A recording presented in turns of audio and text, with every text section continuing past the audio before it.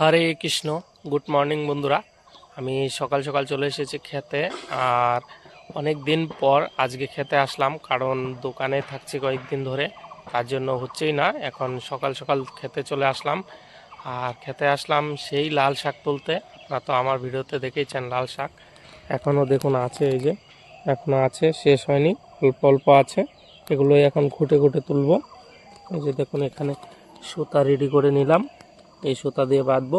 আর এই যে লাল শাকগুলো, এগুলো তুলবো, এই যে দেখুন। আর ওদিকে বাবা ডাঁটা শাক তুলবে, এই যে ডাঁটা শাক দেখতে পাচ্ছেন, অনেক ডাঁটা শাক আছে। আর প্রতিদিন রাত্রেবেলা যে বৃষ্টি হচ্ছে, এখন কিছু যে চাষ করব সেটাই আর হচ্ছে না। মানে হাল বাবু, মাটি আর শুকনোই হচ্ছে না, এমন পরিস্থিতি। চাষ করার মতো মাটি উপযুক্তই হচ্ছে না। দিনে রৌদ্র, রাত্রে বৃষ্টি, প্রচুর বৃষ্টি হয়, তো চাষ করাই যাচ্ছে না। আর ঘাসে ভরে যাচ্ছে, দেখতে পাচ্ছেন, এই যে দেখুন এদিক দিয়ে, এই যে প্রচুর ঘাস।